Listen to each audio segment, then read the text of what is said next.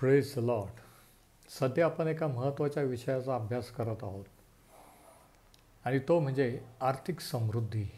समृद्धीबद्दल पवित्र शास्त्र काय शिकवतं आणि सध्याच्या काळात आपण असताना सर्व जग आर्थिक अडचणीमध्ये असताना देवाचे लोक देखील अडचणीत असताना देवाचा मार्ग अशा काळामध्ये अशा जणू काही दुष्काळी परिस्थितीमध्ये त्याच्या लोकांसाठी तुमच्या आणि माझ्यासाठी देवाची योजना काय आहे, देवाची इच्छा काय आहे की अशा परिस्थितीत देखील आपण त्याचे साक्ष म्हणून राहावं. आणि ह्या संदेश मालिकेचं नाव आहे समृद्धीच्या मूलभूत गोष्टी आणि आजचा आपला विषय आहे विपुलतेचा देव किंवा विपुलतेचा परमेश्वर.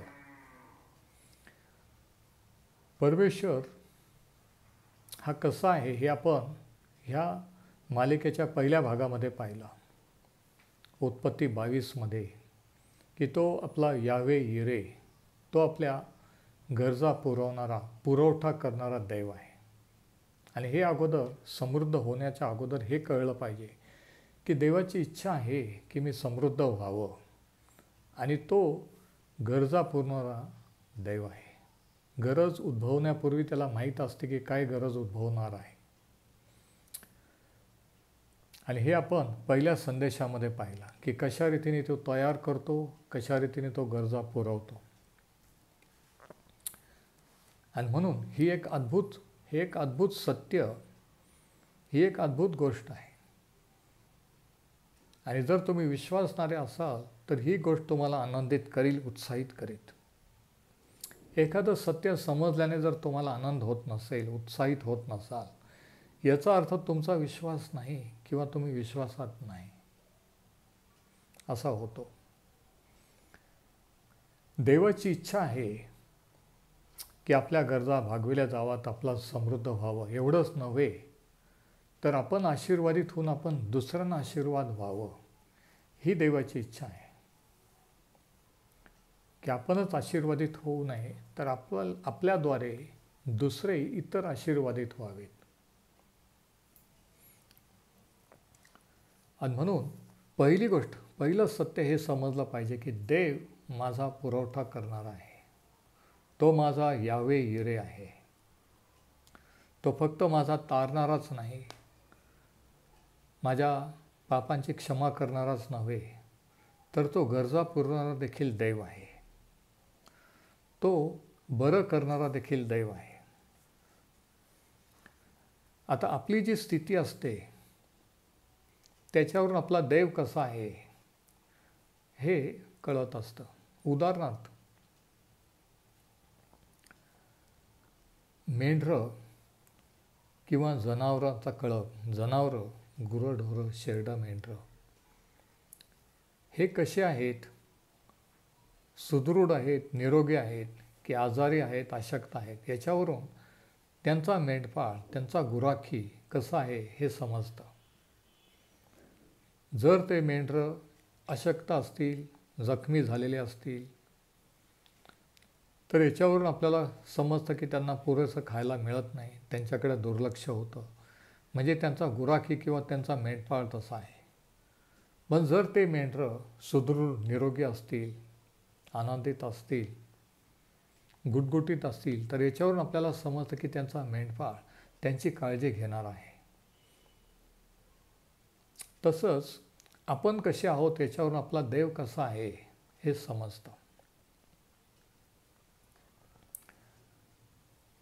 आणि दुसरी गोष्ट पवित्र शास्त्रात अशी सांगितलेली आहे, रोमकरासपत्र 2 आणि 4 मध्ये, की देवाचा चांगुलपणा माणसाला पश्चाताप करायला लावतो. देव किती चांगला आहे, काळजी घेणारा, गरजा पुरवणारा, क्षमा करणारा आहे, हे कळल्यावर माणूस देवाजवळ येतो. तो शिक्षा देणार आहे, तो एक दिवशी न्याय करणार आहे, त्याला आपली काळजी नाही, पर्वा नाही. अशा प्रकारचा जर गैरसमज, अशा प्रकारचे जर विचार आपल्या मनात देवाबद्दल असले तर आपण त्याच्याकडे वळणार नाही.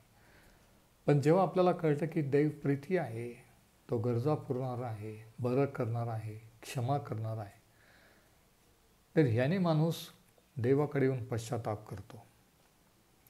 म्हणजे देवाचा चांगुलपणा माणसाला पश्चाताप करायला होतो. आता योहान शुभवर्तमान याच्या 10व्या अध्यायामध्ये प्रभू येशूने स्वतःबद्दल एक असं विधान केलं जे सर्वांना परिचित असं आहे. योहान शुभवर्तमान याचा 10वा अध्याय आणि वचनं 10 आणि 11 त्याने स्वतःबद्दल काय म्हटलं बघा. त्याने म्हटलं, चोर येतो तो केवळ चोरी, घात व नाश करावा या हेतूने येतो. चोर म्हणजे सैतान. चोराचा हेतू काय असतो? 3 गोष्टी: चोरी, घात व नाश. आणि तो चोर म्हणजे सैतान, जो आपली चोरी करतो, आपल्या पैशांची, आपल्या आरोग्याची, आपल्या मुलाबाळांची, पती पत्नीची, जे काही आपलं आहे ते घात करतो, नाश करतो. तो चोर, तो देव नाही. पण बऱ्याच जणांना असं वाटतं अशा वाईट घटना घडल्यानंतर अडचणी की देवाने असं का केलं. म्हणून हे स्पष्टपणे समजलं पाहिजे की चोरी करणारा देव नाही, घात करणारा, नाश करणारा देव नाही. तो सैतान आहे. सैतान हा चोर आहे, लबाड आहे. प्रभू येशू म्हणतो, चोर येतो तो केवळ चोरी, घात व नाश करावा या हेतूने येतो. मी आलो आहे तो त्यांना जीवन प्राप्ती व्हावी व ती विपुलतेने व्हावी म्हणून आलो आहे. चोराचा येण्याचा उद्देश काय आणि प्रभू येशूचा जगाचा येण्याचा उद्देश काय, या 2 व्यक्तींचे 2 उद्देश या 2 वचनात सांगितलेले आहे. 10व्या वचनात सांगितलेलं आहे की चोर चोरी, घात, नाश या हेतून येतो. पण प्रभू येशू ख्रिस्त म्हणतो की मी जीवन द्यायला आलो. आणि एवढंच नव्हे तर ते विपुलतेने देण्यास मी आलेलो आहे. जीवन प्राप्ती व्हावी व ती विपुलपणे व्हावी, म्हणजे भरपूर प्रमाणात व्हावी. पुरेशा प्रमाणात नाही, भरपूर प्रमाणात व्हावी म्हणून मी आलेलो आहे. तर हा प्रभू येशू ख्रिस्ताचा जगात येण्याचा उद्देश आहे. धर्म स्थापन करणं, काही नवीन आणखी काही नियमशास्त्र देणं, नवीन काही आज्ञा पाळायला लावणं, याच्यासाठी तो आलेला नाही. तर त्या चोराने जी चोरी केली, घात केला, नाश केला करीत आहे, त्या सैतानापासून सोडवण्यासाठी तो जगात आलेला आहे. जे काही त्याने आज तुमचं माझं चोरून नेलेलं, पैसा असो, कुटुंब असो, काही असो, ते त्याच्याकडून घेऊन परत आपल्याला द्यायला प्रभू येशू ख्रिस्त आलेला आहे. म्हणून तो म्हणतो की मी आलो आहे यासाठी की त्यांना जीवन प्राप्ती व्हावी आणि ती विपुलतेने व्हावी. म्हणजे नुसतंच जीवन मिळावं असं नाही, नुसतंच आपण त्या चोराकडून वाचावं असं नाही, तर विपुल प्रमाणात, भरपूर प्रमाणात आपल्याला जीवन प्राप्ती व्हावी ह्याच्यासाठी प्रभू येशू ख्रिस्त जगात आला. आणि म्हणून रोमकरास पत्र 8 आणि वचन 32 असं लिहिलेलं आहे की ज्याने पुत्रालाही राखून न ठेवता तुमच्या आमच्याकरिता दिले, तो त्याच्याबरोबर इतर गोष्टी ज्या आपल्याला जगात लागतात, गरजेच्या आहेत, त्या इतर गोष्टी देणार नाही का, हा प्रश्न विचारलेला आहे रोमकरास 8 आणि 32. जर देवाने त्याच्या पुत्राला राखून न ठेवता त्याला वधस्तंभावरील मरणासाठी आपल्यासाठी त्याला दिलं, तर तो त्याच्याबरोबर बाकीच्या ज्या गोष्टी आपल्याला ह्या आयुष्यात लागतील त्या देणार नाही का? निश्चितच देईल. आता सर्व प्रकारची चोरी, सर्व प्रकारचं नुकसान किंवा वाईट हे देवापासून नाही तर त्या चोरापासून म्हणजे सैतानापासून आहे. आणि जीवन प्राप्ती आणि विपुलतेने, भरपूरतेने हे देवापासून प्रभू येशू ख्रिस्ताकडून आहे. 10वं वचन बघा, तो म्हणतो की त्यांना जीवन प्राप्ती व्हावी व ती विपुलपणे व्हावी.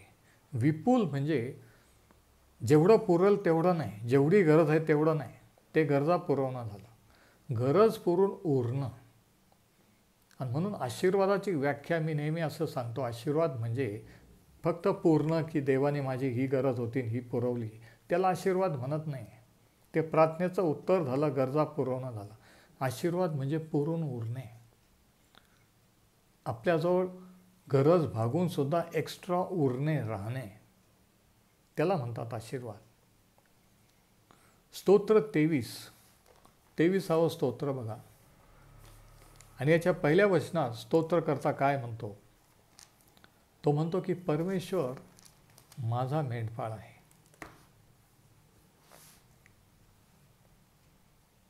परमेश्वर माझा मेंढपाळ आहे, मला काही उणे पडणार नाही. आज कित्येकांचं असं म्हणणं आहे, साक्ष आहे की परमेश्वर प्रभू येशू ख्रिस्त माझा तारणार आहे, तरी मला नेहमी अडचण असते, तरी मी कर्जबाजारी आहे. पण या ठिकाणी स्तोत्रकर्ता म्हणतो की परमेश्वर माझा मेंढपाळ आहे, मला काही उणे पडणार नाही, कमी पडणार नाही. का कमी पडणार नाही? कारण मेंढपाळ कोण, सोर्स कोण, पुरवठा करणारा कोण, हे महत्त्वाचं आहे. तुमचा पुरवठा करणारा जर परमेश्वर देव आहे, प्रभू येशू ख्रिस्त आहे, तुमचा बिझनेस, तुमचा कामधंदा किंवा नोकरी नाही,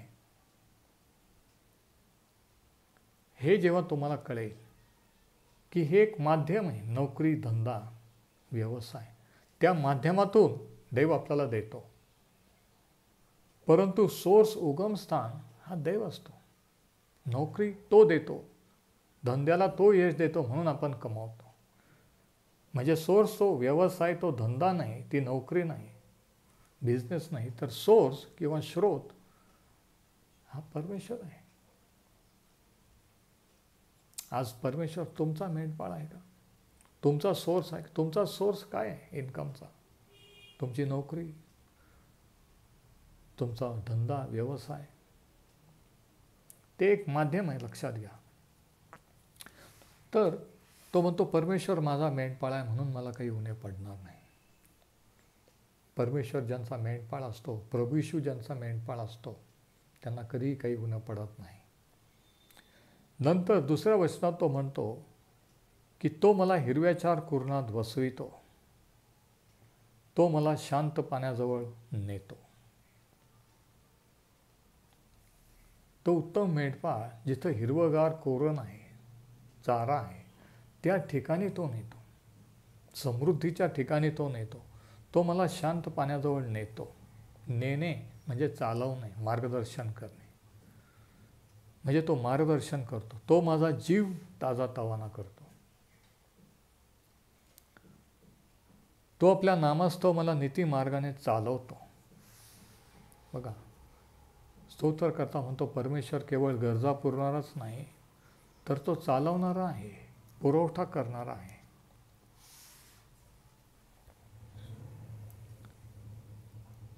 दुसऱ्या वचनात जे सांगितले, तो मला हिरव्याचार कुरणात वसवितो. मेंढरं हिरव्यागार कुरणात चरल्यानंतर, पाणी प्यायल्यानंतर बसत नाही तर झोपत असतात, खाली पडत असतात. आणि मूळ ओरिजिनल भाषेत माझं म्हटलेलं आहे की तो मला हिरव्यागार कुरणामध्ये खाली पडायला लावतो. बघा, मेंढरं हिरव्यागार हिरवळीवर, कुरणात खाली कधी पडतात, कधी झोपतात किंवा बसतात, ज्यावेळेस त्यांचं पोट भरलेलं असतं तेव्हा. जेव्हा स्तोत्रकर्ता म्हणतो की तो मला हिरव्यागार कुरणात वसवितो किंवा पडायला लावतो, म्हणजे तो माझ्या सर्व गरजा पुरवून मला इतका तृप्त करतो की मी आरामशीर त्या हिरवळीवर पडून राहतो. मी इतका फुल झालेलो आहे, तृप्त झालेलो आहे. जसं पोट भरल्यानंतर आपण फुल जेवण केल्यानंतर आपल्याला वाटतं की खाली पडावं, त्या अर्थाने तो म्हणतो की तो मला हिरव्यागार कुरणात वसवितो. म्हणजे मेंढरं जेव्हा फुल होतात, तृप्त होतात, त्यांचं पोट भरलेलं असतं, त्यावेळेस ते हिरव्यागार कुरणात चरत नाही, तर ते खाली पडून राहतात किंवा बसून राहतात. तसं देवाचा आशीर्वाद, परमेश्वराचा पुरवठा आपल्याला 24 तास किंवा आयुष्यभर कष्टच करायला लावतो असं नाही. कष्ट करण्याचे देव पाप्यांवर लादतो असं शास्त्र सांगतं.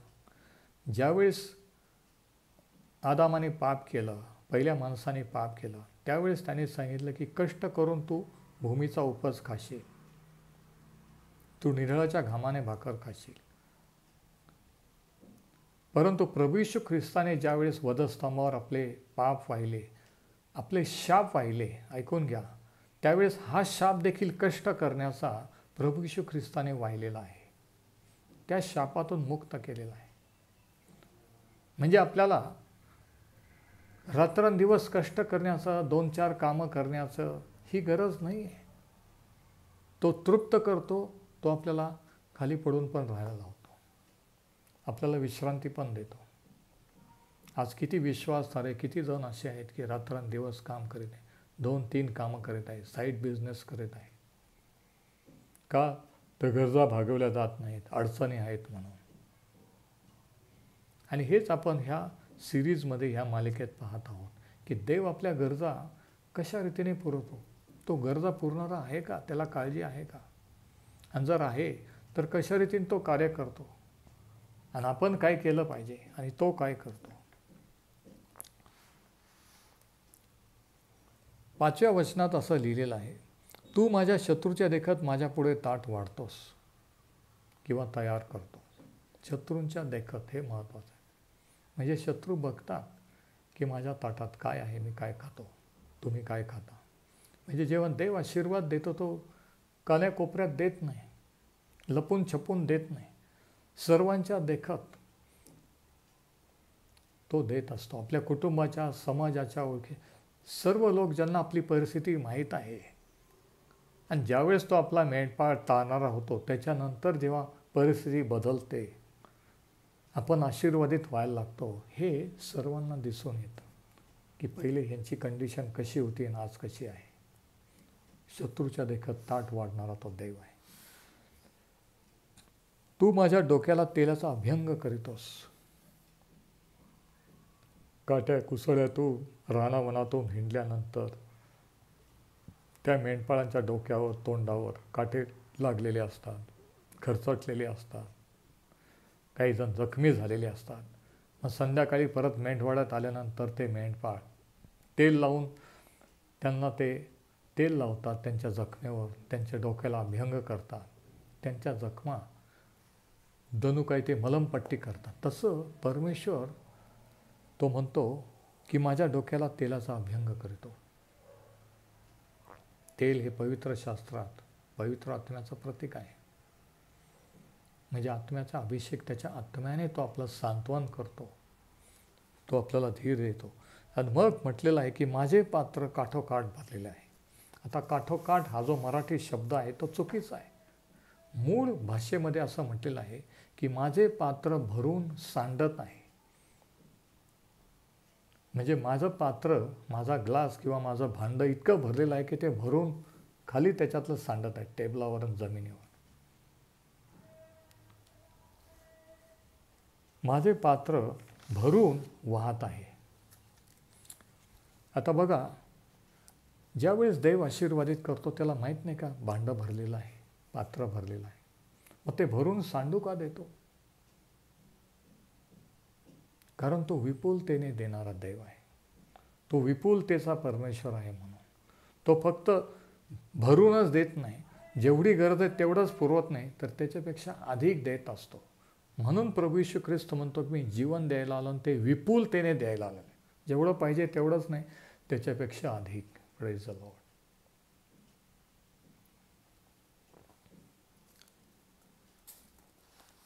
तर माझे पात्र भरून वाहत आहे. देवाला माहीत नाही का आता पात्र भरलेलं आहे, आता बस, तरी पण तो ओततो आणि शेवटी ते सांडायला लागतं. कारण तो विपुलतेचा देव आहे. हा देवाचा स्वभाव आहे. थोडंसं कंजूसपणाने देणं नाही, जेवढं पाहिजे तेवढं देणं नाही, तर पुरून उरल इतकं देणं, आणि त्याला म्हणतात आशीर्वाद. आता विचार करा, ज्यावेळेस देवाने ही सृष्टी निर्माण केली, मनुष्य निर्माण केला, या सृष्टीत किती जातीचे प्रकारचे झाडं आहेत. आता थोडेफार 2-4 झाडं जर केले असते आदाम हवासाठी तर चाललं असतं नाही का. पण हजारो हजारो झाडं, मोठमोठ्या झाडांपासून तर छोटे छोटे वेलापर्यंत, जनावरं 4-5 व्हरायटी केल्या अशा 7-8-10 तर चालल्या. पण कितीतरी प्रकारचे जनावरं आहेत, कितीतरी प्रकारचे पशुपक्षी आहेत. का इतकं इतकं जास्त प्रमाणात का तयार केलं, का उत्पन्न केलं? कारण तो विपुलतेचा परमेश्वर आहे म्हणून.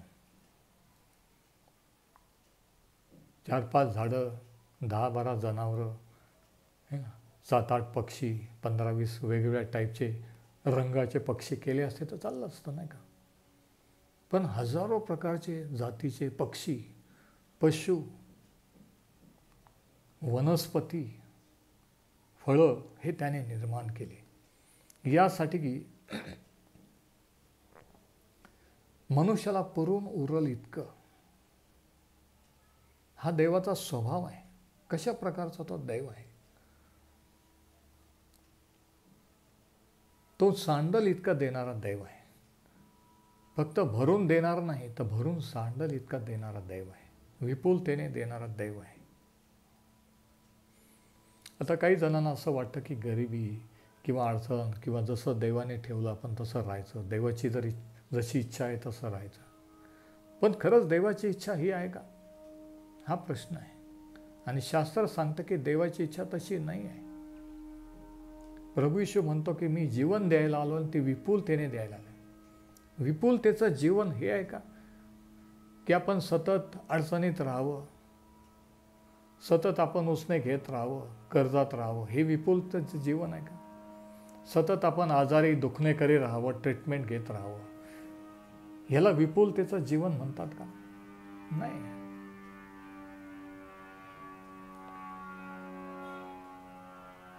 दुखणे आजाराने, दारिद्र्य गरिबीने देवाचा गौरव होतो का? देव कसा आहे हे अशा प्रकारे आपण असल्यावर लोकांना कळू शकतं का? की तो बरं करणारा आहे आणि आपणच आजारी, तो गरजा पुरवणारा आहे आणि आपणच आर्थिक अडचणीत, कर्जबाजारी, आपणच दारिद्र्यात. नाही. आपण कसे आहोत त्याच्यावरून देव कसा आहे समजतं. मेंढरं कसे आहेत त्याच्यावरून मेंढपाळ कसा आहे समजतं. मेंढरं जर निरोगी, समृद्ध, सुदृढ असतील तर तो मेंढपाळ चांगला आहे, उत्तम प्रकारे काळजी घेणार आहे समजतं. आणि म्हणून प्रभू येशू योहानकृत शुभवर्तमानाच्या 10व्या अध्यायामध्ये म्हणतो की मी उत्तम मेंढपाळ आहे. योहानकृत शुभवर्तमान 10वा अध्याय आणि याचं 11 वचन बघा. योहान 10 आणि 11 या ठिकाणी प्रभू येशू ख्रिस्त काय म्हणतो बघा. मी उत्तम मेंढपाळ आहे. उत्तम मेंढपाळ मेंढराकरिता आपला जीव देतो. तो जर उत्तम मेंढपाळ आहे तर त्याचे मेंढर पण उत्तम पाहिजे नाही का. त्याचे मेंढर जर जखमी, खरचटलेले, अशक्त, चालता येत नाही, रोगट असे जर असले तर कशा रीतीने, कशा प्रकारचा मेंढपाळ तो आहे हे आपल्याला कळतं नाही का.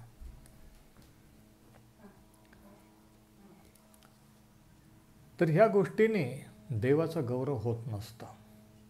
पण ज्यावेळेस आपण सुदृढ, निरोगी असतो, समृद्ध असतो, आपल्या गरजा पुरवल्या जातात, तेव्हा आपण देवाचा गौरव करतो. म्हणून देवाची इच्छा आहे की विपुलतेचं जीवन आपल्याला मिळावं, ही त्याची इच्छा आहे. हे आपण पहिली गोष्ट लक्षात घेतली पाहिजे. लूककृत शुभवर्तमान याचा 6वा अध्याय आणि 30वा वचन बघा.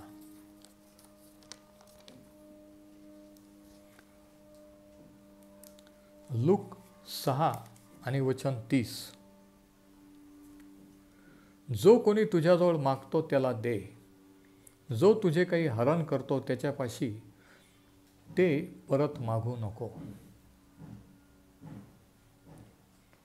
जो अडचणीत गरजेत आहे आणि तुझ्याजवळ ते आहे तर त्याला दे आणि ते परत मागू नको. पण आपण दुसऱ्यांना कधीच देऊ जेव्हा आपल्याजवळ असेल. माझ्याजवळ जर नाही तर मी तुम्हाला देऊ शकत नाही. तुमच्याजवळ जर नसेल तर तुम्ही दुसऱ्यांना देऊ शकत नाही. मग हे कधी होतं? ज्यावेळेस तुम्हाला आणि मला समजतं की देव आपला पुरवठा करणार आहे, त्याची इच्छा आहे की मी समृद्ध व्हावं, तो पुरून उरल इतकं सांडल इतकं देणारा देव आहे, त्यावेळेस आपण दुसऱ्यांना देऊ शकतो. तो प्रयत्न आहे. आता दशांश अर्पणे देवाला देणं हा फक्त पैशाचा विषय नाही आहे, हा विषय विश्वासाचा आहे. की आपला विश्वास आहे का की आपण दिल्यानंतर देव आपल्या गरजा पुरवेल? तो विश्वास आपण दाखवतो की मी जर दिलं 10वा भाग आणि मला जर अडचण आली तर, हा विश्वास नाही आहे. विश्वास हा की मी जे दिलं पेरलं ते देव मला अनेक पट करून परत देईल. म्हणून देणं, देवाला देणं, मग ते दशांश असो अर्पण असो, हा आपण काय देतो, वेळ देतो, पैसा देतो, काय देतो, हा विषय नाही आहे. तर विषय विश्वासाचा आहे की विश्वासाने आपण देतो का? दिल्यानंतर सुद्धा देव आपली गरज पुरविल, हा विश्वास आहे का? आपण कसं देतो? 31व वचन, लूक 6 आणि वचन 31. जो कोणी तुझ्याजवळ मागतो त्याला दे, आणि जे काही तुझे हरण करतो त्याच्यापाशी परत मागू नको. लोकांनी तुमच्याशी जसे वर्तन करावे म्हणून तुमची इच्छा आहे तशी तुम्ही त्यांच्याशी वर्तन करा.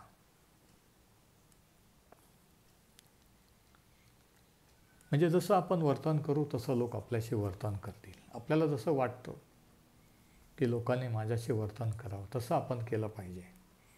मग वचन 36 आणि 37, जसा तुमचा पिता दयाळू आहे तसे तुम्ही दयाळू व्हा.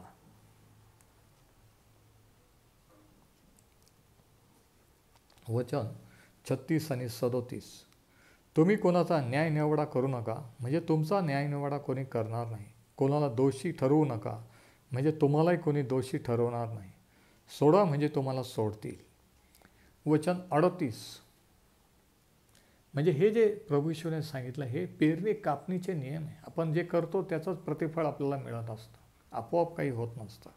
वचन 38, द्या म्हणजे तुम्हास दिले जाईल, चांगले माप दडपून हलवून व शीख भरून तुमच्या पदरी घालतील.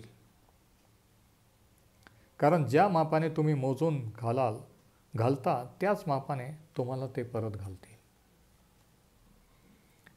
वचन 38 प्रभू येशू म्हणतो, द्या म्हणजे तुम्हाला दिलं जाईल. म्हणजे तुम्हाला जर पाहिजे असेल तर अगोदर आपण दिलं पाहिजे, पेरलं पाहिजे. द्या म्हणजे तुम्हाला दिलं जाईल. तुम्हाला दिलं जाईल आणि नंतर तुम्ही द्या असं त्या वचनात लिहिलेलं आहे का? नाही. मला जर एवढे पैसे मिळाले तर मी एवढे देवाला देईन, एवढे मी गरिबांना दान करेल, मी हे करेल ते करेल, म्हणजे मिळाल्यानंतर मी देईन. पण प्रभू येशू ख्रिस्त म्हणतो अगोदर द्या म्हणजे तुम्हाला ते मिळेल. म्हणजे जे आपल्याला वाटतं त्याच्या अगदी विरुद्ध. बघा, आपण अडचणीत का आहोत, आपल्या गरजा का भागत नाहीत? पहिली गोष्ट, आपल्याला खात्री नाही की देव गरजा पुरवणारा आहे. तो आपल्या गरजा पुरवेल की फजिती करेल. आपला विश्वास नसतो की आपण पेरल्यावर ते उगवेल, देव आपल्याला परत करेल. म्हणून पहिली गोष्ट ही खात्री झाली पाहिजे. आणि ती खात्री कधी होते? ज्यावेळेस तो आपला मेंढपाळ, प्रभू येशू जेव्हा तुमचा मेंढपाळ, तुमचा तारणारा होतो, तेव्हाच तुम्हाला खात्री होईल. जर तुम्ही कधी पश्चाताप करून त्याच्याकडे वळले नसाल, देवाकडे आले नसाल, तर तुम्हाला खात्री होणारच नाही की देव तुमची काळजी घेईल. पण जेव्हा पापांची क्षमा होईल, त्याचा अनुभव येईल की त्यांनी क्षमा केलेली आहे, तारणाचा अनुभव येईल, त्यावेळेस तुमच्या आत्म्यात, अंतःकरणात खात्री होईल की आता देव माझी गरजा, ज्याने आत्म्याचं तारण केलं, पापांची क्षमा केली, तो हेही करू शकतो. तो मला कर्जातूनही बाहेर काढू शकतो, माझ्या गरजाही पुरवू शकतो, माझी काळजी घेऊ शकतो, मला जे लागतं ते देऊ शकतो. तर ही खात्री होणं हे महत्त्वाचं आहे. आणि मग 38व्या वचनात सांगितलं की किती देतील? द्या म्हणजे तुम्हाला दिलं जाईल, चांगले माप दडपून हलवून व शीख भरून तुमच्या पदरी घालतील. म्हणजे भरून देतील, विपुल प्रमाणात देतील. कारण ज्या मापाने तुम्ही मोजून घालता त्या मापाने तुम्हाला परत देण्यात येईल. बरेच लोकांना असं वाटतं की आपण देवाला दिलं म्हणजे ते गेलं, म्हणजे आता ते परत आपल्याला मिळणार नाही. पण प्रभू येशू सांगतो की हा नियम आहे, देवाच्या राज्याचा एक नियम आहे, पेरणी कापणीचा नियम आहे, की जेव्हा आपण देतो तेव्हा ते आपल्याला परत मिळतं. काही जण म्हणतात की नाही, आपण अपेक्षा करायची नसते परत मिळण्याची, अपेक्षा करायची नसते, हे बरोबर आहे. परत मिळावं म्हणून द्यायचं नसतं, पण देवाचं आज्ञापालन म्हणून दिल्यानंतर ते बी म्हणून पेरलं असल्यामुळे देव ते अनेक पट करून परत देतो. म्हणजे जे आपण देवाला देतो ते अनेक पट करून तो आपल्याला परत देत असतो. आता हे ज्यावेळेस एखाद्याला समजेल, तुम्हाला समजेल, त्यावेळेस द्यायला काही अडचण येणार नाही. नाही तर लोकांना वाटतं की पगाराचा 10वा भाग, उत्पन्नाचा 10वा भाग, एवढा पैसा मी कसा देऊ, अगोदर देवाला कसा. पण ज्यावेळेस तुम्हाला कळतं, ज्यावेळेस तुमची खात्री होते, ज्यावेळेस तो तुमचा मेंढपाळ असतो, त्यावेळेस तुम्ही विश्वासाने देता की मी दिलं, त्याचं वचन सांगतं की ते अनेक पट करून तो मला देईल.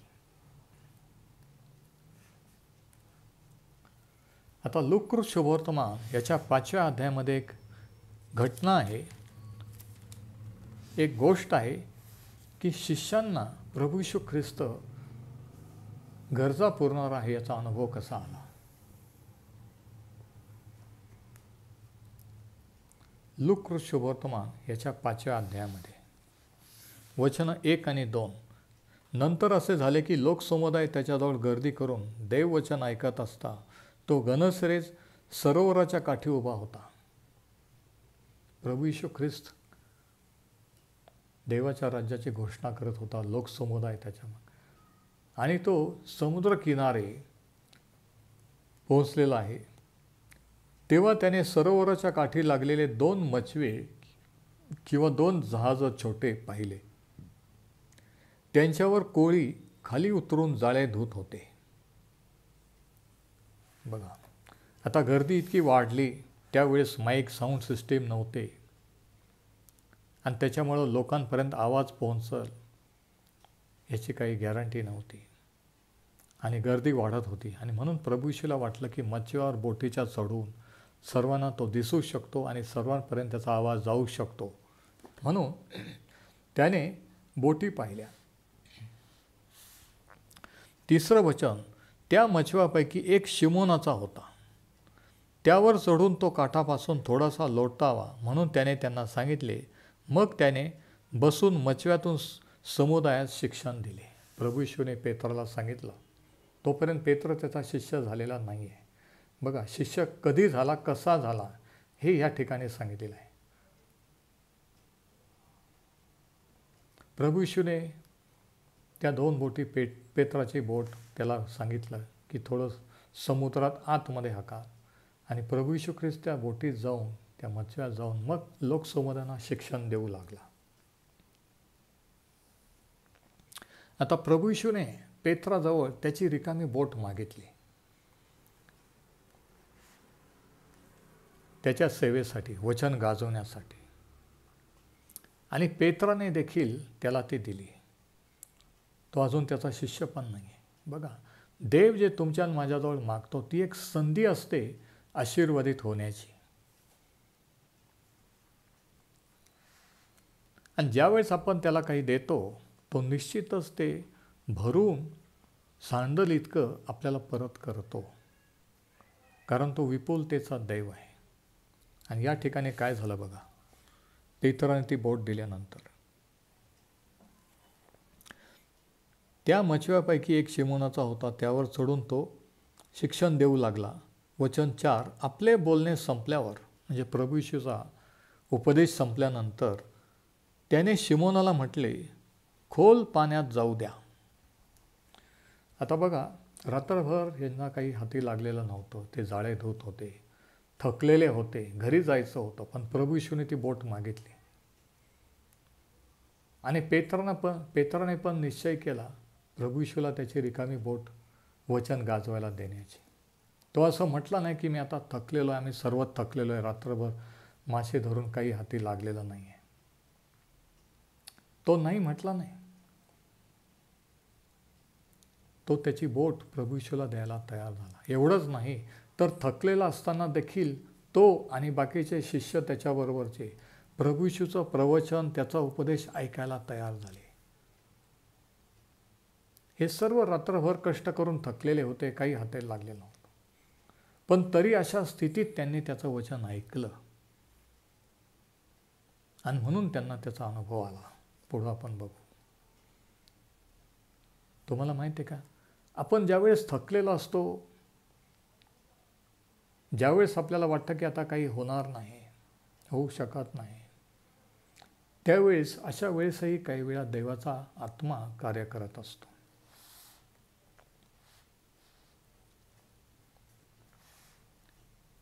ते जरी थकलेले होते तरी त्यांनी प्रभू येशूचं वचन ऐकलं आणि मग प्रभू येशूने सांगितलं की आता तुमची नाव, तुमचा मछवा खोल समुद्रात हकारा. वचन 4. आपले बोलणे संपल्यावर त्याने शिमोनाला म्हटले, खोल पाण्यात जाऊ दे व मासे धरण्यासाठी आपली जाळे खाली सोडा. प्रभू येशू त्यांना सांगतो, त्यांच्या बोटी रिकाम्या आहेत. शिमोनाने त्याला उत्तर दिले, गुरुजी, आम्ही सारी रात्र कष्ट करून काही धरले नाही. बघा परिस्थिती काय होती. रात्रभर कष्ट केलेले होते पण काहीच हाती लागलेलं नव्हतं. बोट रिकामी होती. आणि पेत्र हे कबूल करतो, मासे हे रात्रीचे धरले जातात, कारण रात्रीच्या वेळेस ते वर येतात. दिवसा ऊन पडल्यानंतर मासे वर येत नाहीत, ते खाली समुद्रात तळाला जातात. आणि दिवसा ढवळ्या प्रभू येशू ख्रिस्त जो एक सुतार आहे त्यांच्या दृष्टीने, तो माणूस ज्यांचं आयुष्य समुद्रावर चाललेलं आहे, ज्यांचा वडिलोपार्जित धंदा आहे समुद्रावर मासे धरणं, असा सुतार मासे धरणारा सांगतो की आता खोल समुद्रात बोट जाऊ द्या आणि मासे धरायला तुमचे जाळे समुद्रात टाका. आणि काय झालं बघा. शिमोनाने त्याला उत्तर दिले, गुरुजी, सारे रात्र आम्ही कष्ट करून काही धरले नाही. तरी एवढ्यावर तो थांबला नाही. देवाची स्तुती असो. तो म्हणतो, तरी आपल्या सांगण्यावरून मी जाळी सोडतो. काहीतरी कुठंतरी त्याला वाटलं, त्याचा उपदेश ऐकून, ही गर्दी पाहून, त्याचं कार्य पाहून, की त्याच्या शब्दाने काहीतरी होऊ शकतं. तो कोणीतरी आहे, विशेष आहे, तो काहीतरी करू शकतो. आणि म्हणून तो म्हणतो की जरी असं झालं रात्रभर काही, तरी तुमच्या शब्दावरून आम्ही जाळे समुद्रात फेकतो. मग त्यांनी तसे केल्यावर माशांचा मोठा घोळका जाळ्यात सापडला. बघा, एक अद्भुत चमत्कार त्यांच्या आयुष्यात, त्यांच्या बिझनेसमध्ये झाला. माशांचा मोठा घोळका जाळ्यात सापडला आणि त्यांची जाळी फाटू लागली. आता विचार करा, समजा जर पेत्राने त्याचा मछवा, त्याचं जहाज प्रभू येशूला दिलं नसतं तर, समजा जर तो आणि त्याच्याबरोबर ते शिष्य घरी निघून गेले असते तर, हा अनुभव आला असता का? म्हणून ज्यावेळेस देव आपल्याकडून काही मागतो, ज्यावेळेस देवाचं वचन ऐकण्याची संधी मिळते, ती आशीर्वादित होण्याची संधी असते. पण आपण म्हणतो, मी फार थकलेलो आहे, माझ्या हाती काही लागलेलं नाही, मी आयुष्यभर कष्ट केलेलं आहे, आता प्रार्थना करून काय होणार, देव काय देणार. तो म्हणतो, रात्रभर आम्ही कष्ट केले, पण आपल्या सांगण्यावरून, आपल्या शब्दावरून आम्ही हे करतो. बघा, पेत्राने जर त्याची बोट, त्याचा मछवा प्रभू येशूला दिला नसता तर ह्या चमत्काराचा अनुभव पेत्राला आणि इतरांना आला नसता. पण त्याने प्रभू येशूचं ऐकलं, आज्ञापालन केलं आणि म्हणून त्याला त्याचा अनुभव आला. जेव्हा आपण प्रभू येशूचं ऐकतो, आज्ञापालन करतो, त्यावेळेस आणि काय झालं की इतके मासे लागले की ते जाळी फाटू लागले. आता एका जाळ्यात किती मासे भरतात हे प्रभू येशूला माहीत नव्हतं का? पण तो म्हणतो की मी जीवन देण्यास आलो आहे आणि ती विपुलतेने द्यायला. म्हणून एवढे मासे लागले की ते जाळे फाटू लागले. बघा, पुरून उरल इतका त्यांची जाळे फाटू लागली. वचन 7. तेव्हा जे भागीदार दुसऱ्या मचव्यात होते, आता बाकीचे दुसऱ्या ज्या जहाजामध्ये होते, त्यांनी येऊन आपल्याला सहाय्य करावे म्हणून त्यांनी त्यांना खुणविले. मग ते आल्यावर दोन्ही मच्छी इतके भरले की ते बुडू लागले. यांचा मच्छवा यांची जहाज एवढं भरलं पेत्राचं, जाळे फाटू लागले की दुसऱ्यानं त्यांनी खुणवलं आणि त्यांची बोट आली, ती पण भरली, त्यांचे जाळे भरली आणि दोन्ही बोटी इतक्या भरल्या की त्या बुडू लागल्या. प्रभू येशूला माहीत नव्हतं का किती द्यायचं? आता जाळे भरलेले आहे, आता बोट बुडायला लागलेली आहे. नाही, त्याला माहीत होतं, पण तरी त्याने इतकं दिलं कारण तो विपुलतेचा दैव आहे. तो म्हणतो मी जीवन देण्यासाठी आलो आणि ते विपुल भरपूर प्रमाणात द्यायला, जेवढं लागतं तेवढं नाही. आता थोडेसे मासे मिळाले, आजचं आपलं भागलं, असं नाही आहे. एवढं दिलं की त्यांना 4-6 महिन्याचा स्टॉक त्यांच्याजवळ राहिला, त्यांना आणि इतरांना. देव काळजी वाहणार आहे का? गरजा पुरवणार आहे का? नाही, मला नाही वाटत प्रार्थना करून हा प्रॉब्लेम सॉल्व्ह होईल. आपण काहीतरी केलं पाहिजे. हे विश्वासाची भाषा नाही आहे. हे असं आपण का बोलतो? कारण आपली खात्री नाही की परमेश्वर आपला मेंढपाळ आहे, तो आपला यावे इरे आहे, गरजा पुरवणार आहे. आपल्याला गॅरंटी नाही आहे. आपल्याला वाटतं की तो धोका देईल त्याच्या भरोश्यावर राहिलं तर, पण तो पुरून उरल इतकं देणार आहे.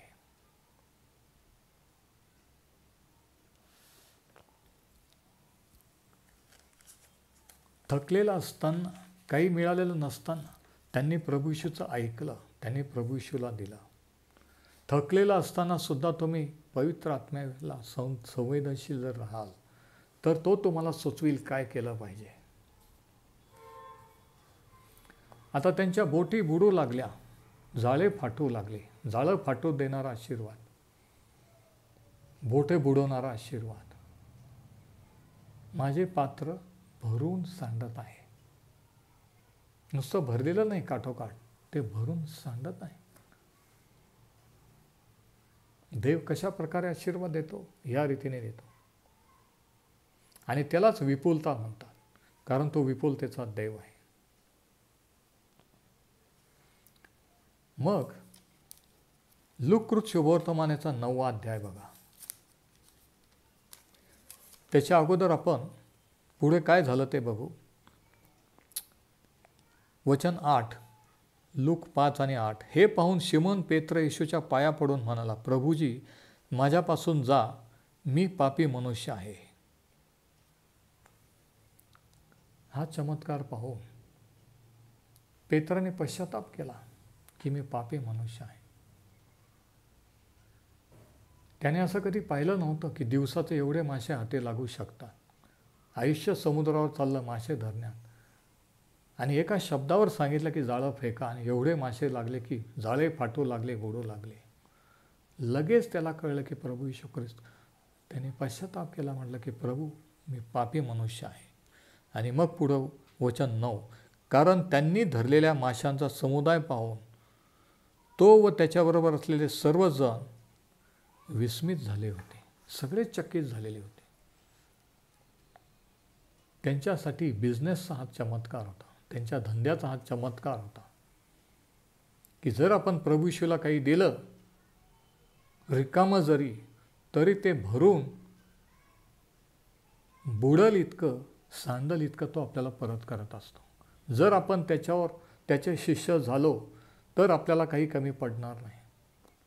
तो उत्तम मेंढपाळ आहे, पण तो जर आपला मेंढपाळ झाला आणि आपण जर त्याला आपला मेंढपाळ केलं आणि आपण त्याचे मेंढरं झालो तर आपल्याला काही उणं पडणार नाही. याची खात्री त्या दिवशी पेत्राला आणि बाकीच्या शिष्यांना झाली. आणि पुढं काय लिहिलंय बघा. तसेच शिमोनाचे भागीदार जब्दीचे पुत्र याकोब व योहान हेही विस्मित झालेले होते. पेत्राबरोबर याकोब आणि योहान पण होते. तेव्हा येशू शिमोनाला म्हणाला, भिवू नको, येथून पुढे तू मनुष्यांना धरशील. आणि आता ऐका. मग मचवे काठी लावल्यावर सर्व सोडून देऊन ते त्याचे अनुयायी झाले. ते कधी त्याच्या मागे चालू लागले, कधी शिष्य झाले? जेव्हा त्यांना कळलं, खात्री झाली की तो आपल्या गरजा पुरवू शकतो, अडचणी भागवू शकतो. मग मचवे काठी लावल्यावर ते सगळे सोडून त्याच्या मागे. आणि ह्या घटकेपासून, या दिवसापासून पेत्र, याकोब आणि योहान प्रभू येशूचे शिष्य झाले. का? कारण त्यांना खात्री झाली की आता आपण जर त्याचे शिष्य झालो तर आपल्याला काही कमी पडणार नाही. आपल्याला काही अडचण आली तर तो आपली अडचण भागविल, तो आपल्या गरजा पुरविल.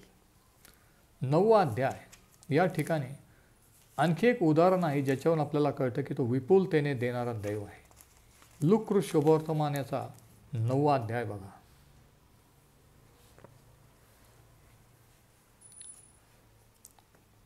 लूक 9 आणि याच्या 10व्या वचनापासून आपण वाचू. नंतर प्रेषितांनी परत येऊन आपण जे जे केले होते ते त्याला सांगितले. तेव्हा तो त्यांना बरोबर घेऊन बेथसैदा नामक नगराकडे एकांत स्थळी गेला. हे ताडून किंवा हे पाहून लोकसमुदाय त्याच्या मागून गेले. तेव्हा त्यांचे स्वागत करून त्यांच्याबरोबर तो देवाच्या राज्याविषयीच्या गोष्टी बोलू लागला. आणि ज्यांना बरे होण्याचे अवश्य होते त्याने त्यांना बरे केले.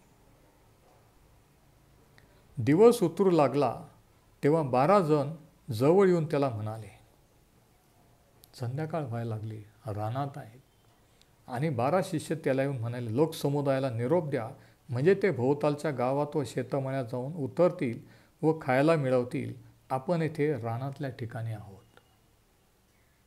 एवढी गर्दी, एवढा लोकसमुदाय, इथे खाण्यापिण्याची व्यवस्था नाही आहे. म्हणून आता लोकसमुदायांना परत जाऊ द्या. आणि प्रभू येशूने काय म्हटलं बघा. तो त्यांना म्हणाला, वचन 13, तुम्हीच त्यांना खायला द्या. प्रभू येशू काय म्हणतो? तुम्हीच त्यांना खायला द्या, तुम्हीच व्यवस्था करा. ते म्हणाले, आम्ही जाऊन या सर्व लोकांसाठी अन्न विकत न घेतले तर 5 भाकरी व 2 मासे याशिवाय आमच्याजवळ काही नाही. ते कबूल करतात की आमच्याजवळ काही नाही. कोणीतरी सांगितलं की 5 भाकरी आणि 2 मासे कोणाजवळ तरी आहेत. ते सुमारे 5000 पुरुष होते. तेव्हा त्याने आपल्या शिष्यांना सांगितले की सुमारे 50-50च्या पंक्ती करून त्यांना बसवा. आता बसायला का सांगितलं? कारण प्रभू येशूला माहीत होतं तो काय करणार आहे.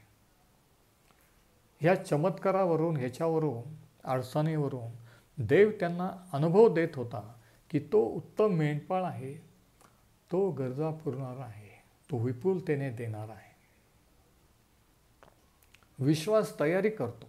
विश्वासाने त्याने सांगितलं की त्यांना बसवा. आणि त्यांनी लोकांना 50-50च्या गटाने बसवलं, पंक्तीने बसवलं. त्यांनी त्याप्रमाणे करून सर्वांना बसवले. तेव्हा त्याने त्या 5 भाकरी व 2 मासे घेऊन वर स्वर्गाकडे पाहून त्यास आशीर्वाद दिला आणि ती मोडून लोकसमुदायाला वाढण्याकरता शिष्यांजवळ दिली. त्या 5 भाकरी आणि 2 मासे त्यांनी प्रभू येशूकडे दिले आणि त्याने देवपित्याचे आभार मानले आणि मोडून शिष्यांजवळ दिल्या. आणि काय झालं? तेव्हा सर्वजण जेवून तृप्त झाले. प्रभू येशूने आभार मानून त्या भाकरी शिष्यांच्या हातात दिल्या. त्या भाकरी बी होत्या. शिष्यांनी मोडून लोकांना दिल्या. म्हणजे चमत्कार नंतर शिष्यांच्या हातून घडला.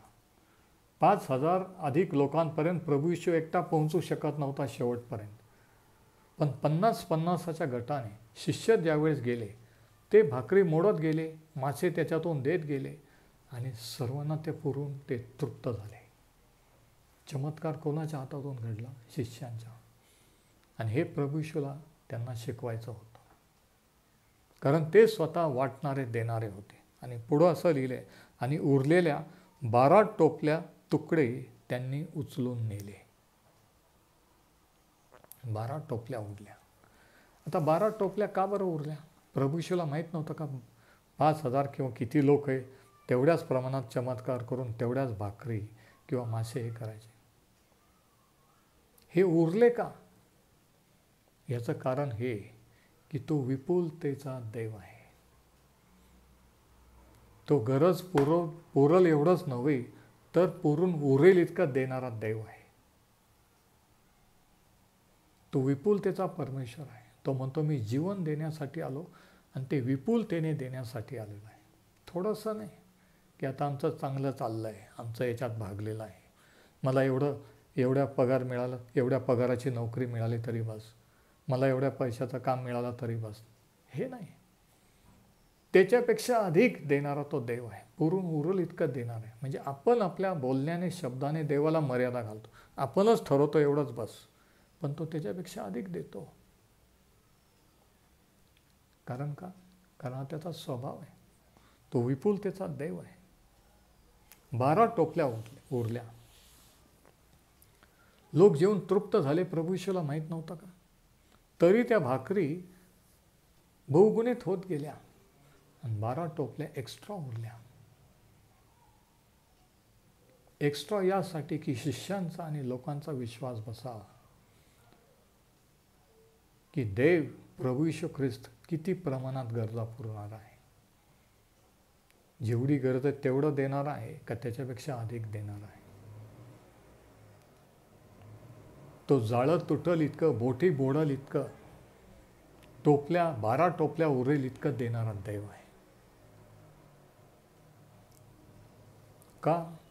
कारण तो उत्तम मेंढपाळ आहे. आणि म्हणून मी आज तुम्हाला विचारतो, जसं स्तोत्रकर्ता दावीद म्हटला की परमेश्वर माझा मेंढपाळ आहे, मला काही उणे पडणार नाही. असा उत्तम मेंढपाळ, असा प्रभू येशू ख्रिस्त ज्यांचा मेंढपाळ आहे, जो पुरून उरल इतका देणार, त्यांना काही कमी पडू शकतं का? जगाची, देशाची आर्थिक परिस्थिती कशी झाली, नोकऱ्या गेल्या, बिझनेस बुडाले, काही जरी झालं तरी तो उत्तम मेंढपाळ त्याच्या मेंढरांची काळजी घेऊ शकणार नाही का?